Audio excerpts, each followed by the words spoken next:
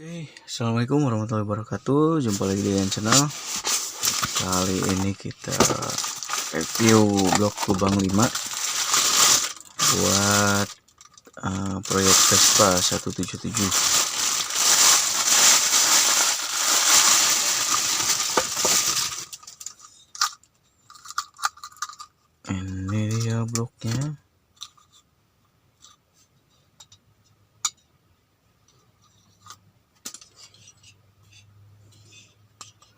Kalau dilihat dari bentuk fisik kelihatan banget ya lokalnya, teman-teman. Lokal banget nih. Tapi kalau yang udah familiar, dilihat dari bentuknya kayak gini dan profil yang kayak gini nih. Nah, ini karbonnya banyak, pasti lebih keras.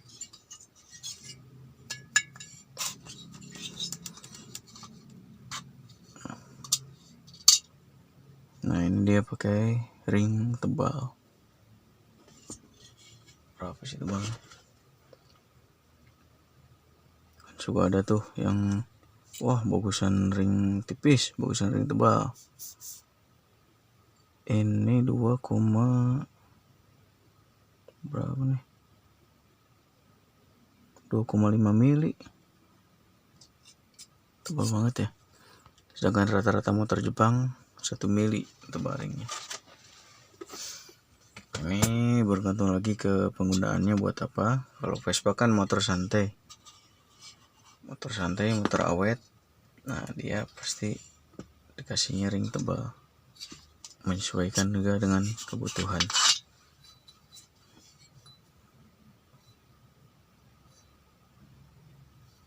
Untuk pistonnya apa nih, merek D5 kayaknya,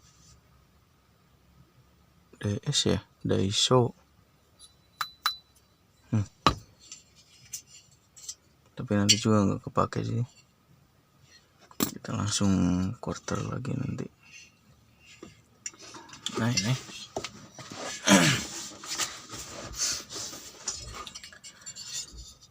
kenapa kok berani lah beli blok lokal gitu buat Vespa spek 177. Kalau dari video sebelumnya pasti teman-teman udah bisa nyimpulin ya,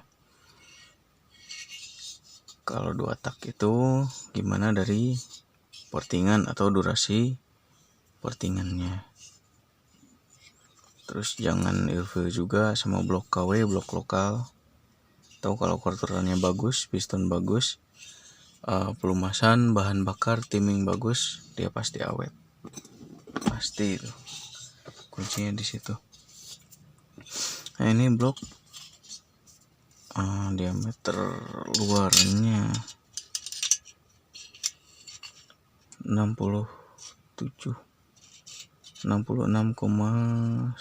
mili untuk sisi ini dekat bloknya, sisi paling atas. Untuk yang bawahnya 66 mili pas.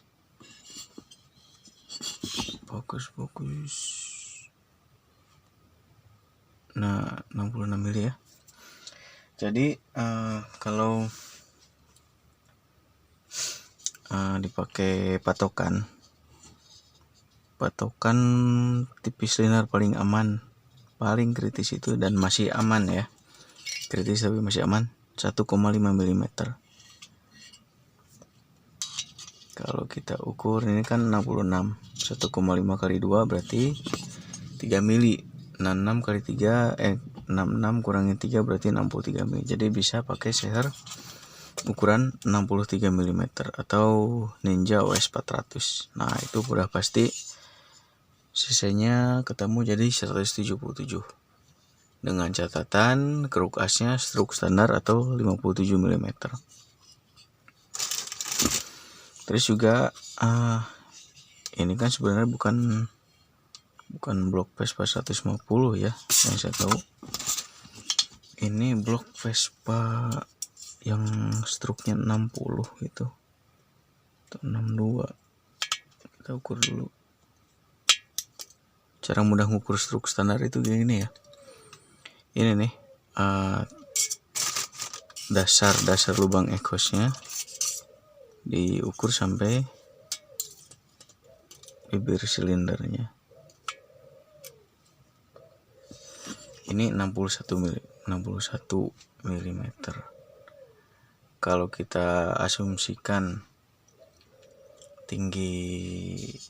bukan tinggi ya, apa namanya sih, ketinggian pistonnya, bukan ketinggian, jadi menem piston 1 mm.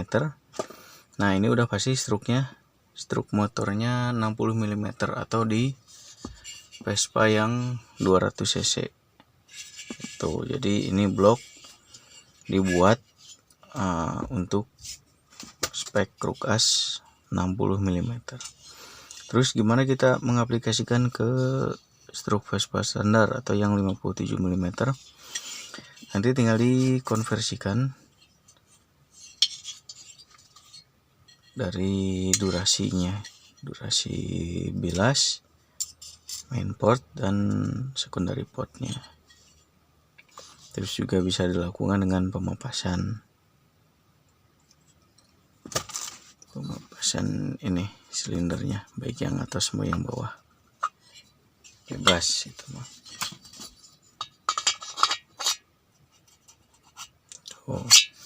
Terus juga sedikit tips buat teman-teman, misal beli blok kayak gini ya, blok apapun itu jangan langsung pasang. Nah ini kan nyangkut, ini nih yang bikin gagal nih. Tuh, jadi dia ngerata.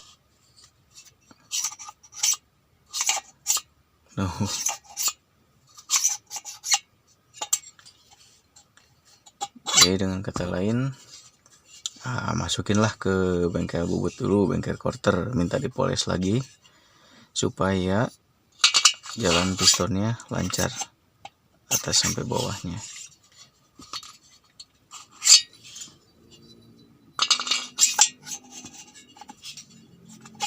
Nah nyangkut kan,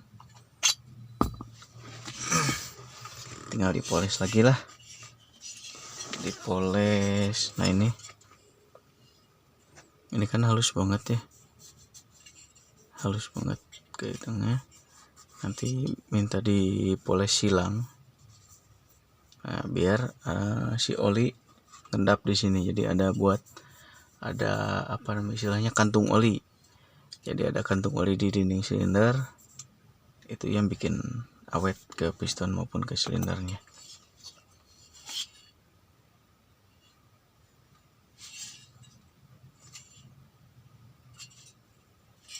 Kecil kayak lubangnya.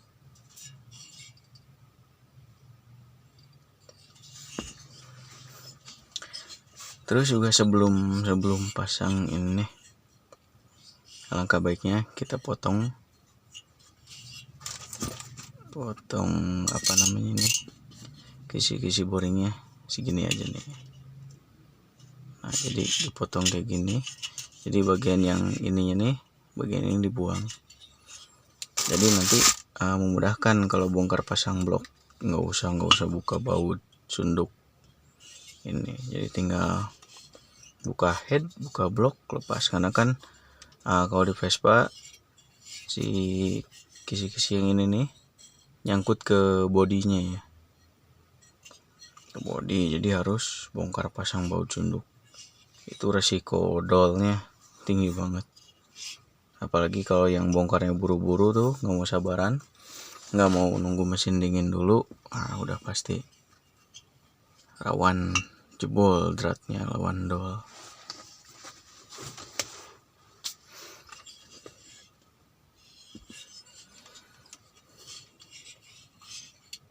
Nah ini kan bisa dioperasi sampai 63 mili ya, share 63 share Ninja OS 400 atau King OS 600, berarti King kan 58 mm. Kayak gitu. Terus tadi kan ini buat yang struknya 60 mili ya teman-teman. Kalau saya lebih milih motong bagian depannya. Kenapa? Nah, kalau motong bagian depannya kan otomatis si durasi transfer dia naik. Durasi transfer naik, durasi exhaust naik gitu. Jadi mempermudah kerjaan juga. Terutama kayak saya ya yang nggak punya bor tuner sudut tuh susah buat ngininya. Jadi kita mending papas blok bagian depannya, otomatis durasi transfer sama bilasnya naik. Nanti kita tinggal porting bagian exhaustnya.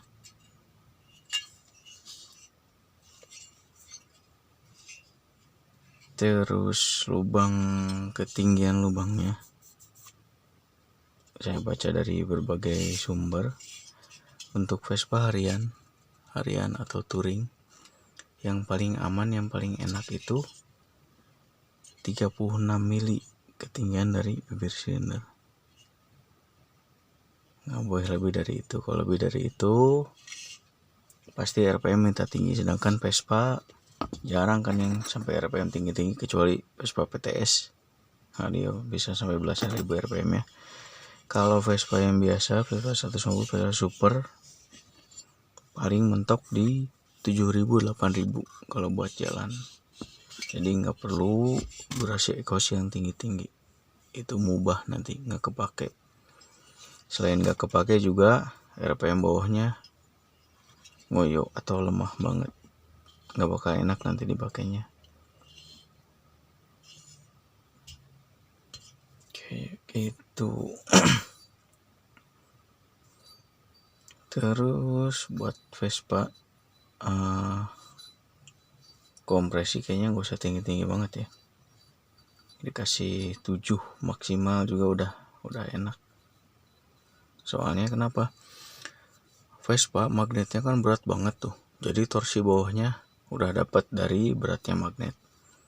Sedangkan motor-motor Jepangan, terutama yang udah dimodif,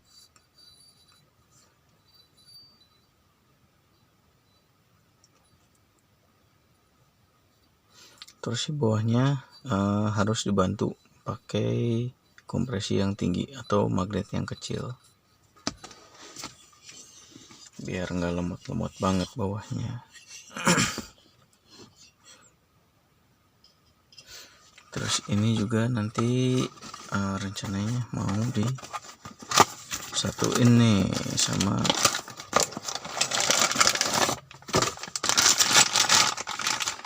karbu 2626, tapi ini bukan 2626 ya, nggak 26 full soalnya. Bisa lihat dari video sebelumnya, ini cuma 24, sekian, 24, berapa,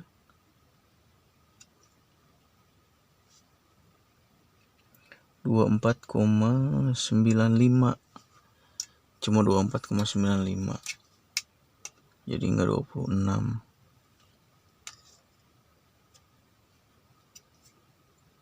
Tuh 24,95.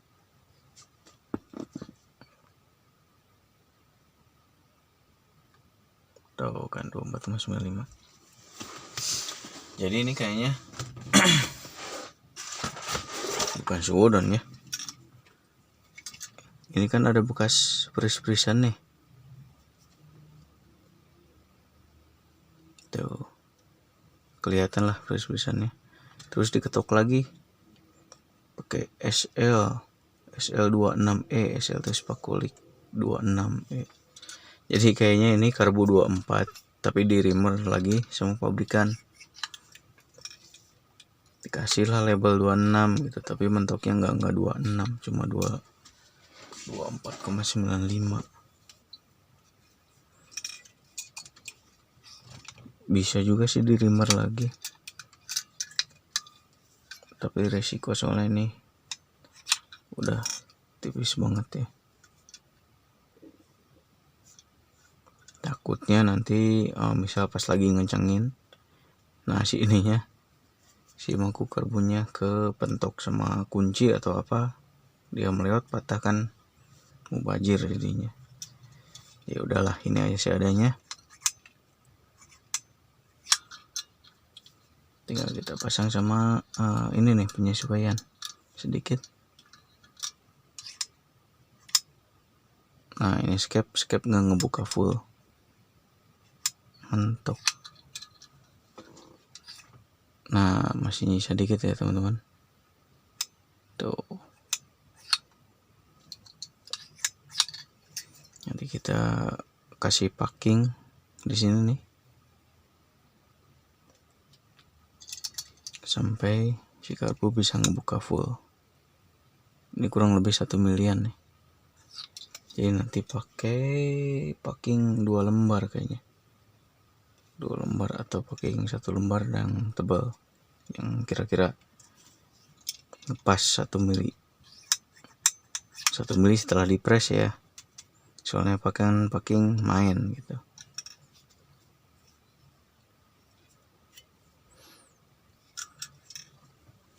Terus apa lagi ya?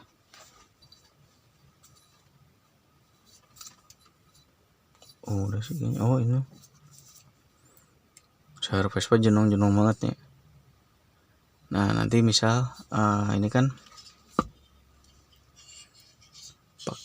rencana pakai Ninja W400 biar full 177. Pasti headnya dibubut banyak. Kenapa bubut banyak? Nah ini kan ini jenong banget, sedangkan piston Ninja kan rada datar ya, nggak sampai jenong banget. Ini berapa mili nonjolannya?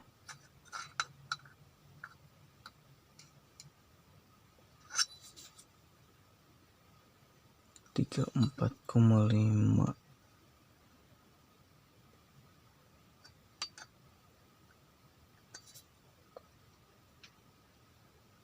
Dua 34,5 kurangi 28 berarti 6,5 mm ini domnya. Set, 6,5 mm, sedangkan dom Ninja paling nggak sampai 3 mm ya. Nah jadi untuk menyesuaikannya, misal dom Ninja 3 mm, ini 6,5, seenggaknya si head dipotong atau dipepas 3 mm menyesuaikan dengan dom sayur Ninja. Dan juga nanti untuk menyesuaikan kompresi dan squeeze-nya, tentunya sesuai kebutuhan ya. Nggak mungkin kan squeeze Vespa disamain dengan motor-motor Jepangan atau motor sport.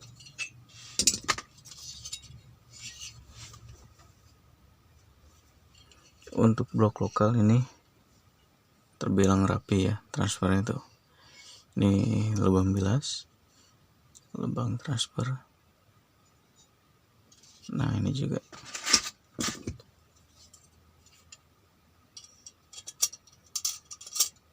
rapi ya. Untuk lubang transfer bilas nggak usah dibuat sehalus mungkin ya, malah bagus kayak gini. Kenapa?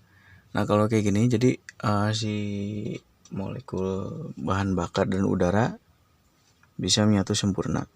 Beda dengan yang dipoles bening, nantinya malah ngembun di sini tuh.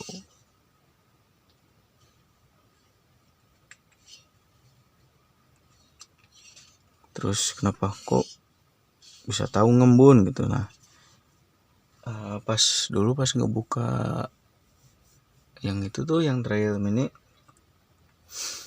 banyak air di sininya gitu, banyak air di silinder sama di crankcase-nya, soalnya itu udah dipoles sampai bening. Karena kan anggapan mekanik ini lubang inlet harus dipoles sampai bening biar gini. Oh ini nggak boleh, ini harus kasar biar gini. Nah karena penasaran saya coba semuanya dan ternyata benar gitu. Jadi kalau lubang ininya, pokoknya lubang inlet yang dilewatin bensin dibikin bening, dia pasti ngembun, basah, terus udara juga nggak tercampur sempurna. Buat teman-teman yang penasaran, silahkan dicoba aja. Selain menambah pengalaman, menambah ilmu, juga menambah kerjaan ya, karena harus bongkar pasang dan porting juga. Oke, ayo gitu.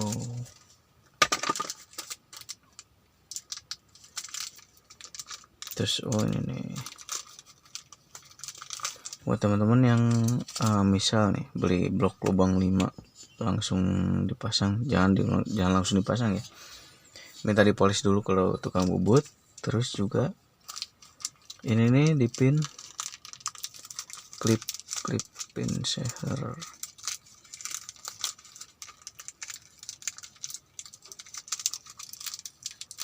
Nah ini kan cuma setengah ya, kayak angka 6 doang.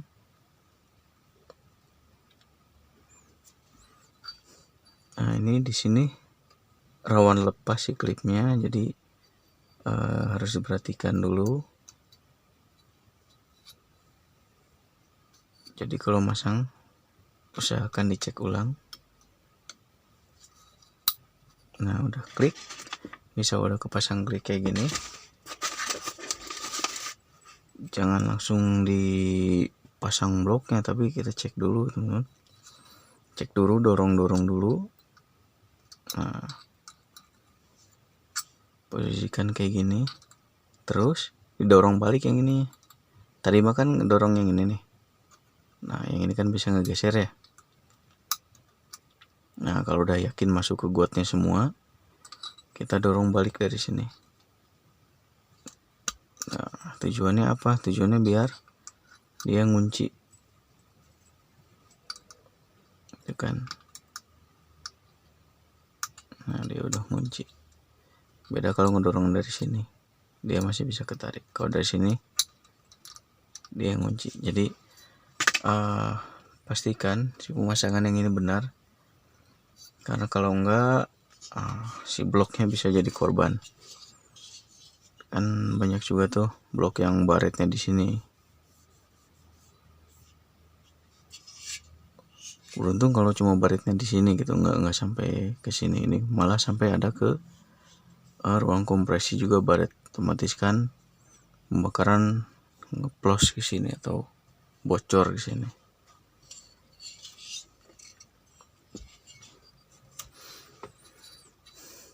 Oke, itu dulu mungkin. Kalau ada pertanyaan silahkan tulis di kolom komentar.